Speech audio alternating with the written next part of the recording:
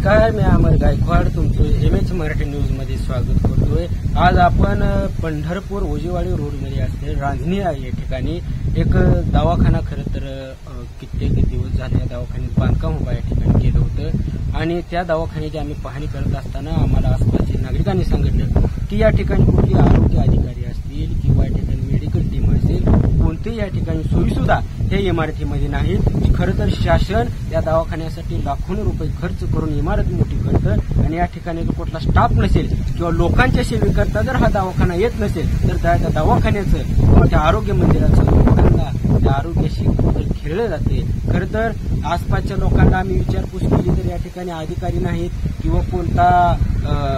Medical staff नाही किंवा कोणत्याही प्रकारच्या या ठिकाणी नागरिकांना सोयीसुविधा दिली जात नाही। आणि ह्या दवाखान्याचं वैशिष्ट्य पाहिलं गेलं तर रांजणी गाव ते रांजणी गाव ते आसपासची 15 गावांना जोडणारा हा दवाखाना आहे। या 15 गावातील नागरिकांसाठी किंवा लोकांसाठी गावांसाठी हा दवाखाना उपलब्ध करून शासनाने या ठिकाणी निधी मंजूर केला आणि इमारत उपलब्ध केली बांधली व या ठिकाणी आता एकही अधिकारी या ठिकाणी नाही किंवा शासन एवढं मोठं खर्च करतं लोकांसाठी तो दवाखाना उपयोगी येत नाही। हा जर पंढरपूर ते ओजीवाडी रोड आहे त्या रोडमध्ये असलेल्या रांजणी गाव त्या ठिकाणी हा दवाखाना कुठं तर लोकांच्या ठिकाणी भावना दाखवल्या जात आहेत किंवा इथून जर पंढरपूरला जायचं गेलं तर जिल्हा उपरुग्णालय सोलापूरला सिव्हिल आहे पण आज 14 गावांच्या नागरिकांना आरोग्यासाठी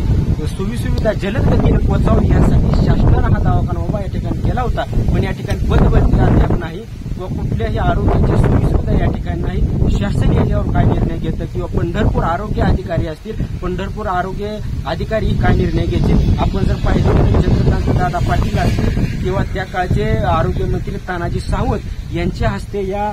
इमारतीचं उद्घाटन झालं पण कोणतीही या ठिकाणी आरोग्य अधिकाऱ्याची नेमणूक नाही किंवा कोणत्याही मेडिकल टीमची या ठिकाणी नेमणूक नाही पण 14 गावातील नागरिकांची खरं तर आरोग्याच्या बाबतीत तारांबळ खरं तर या ठिकाणी उडाली आहे।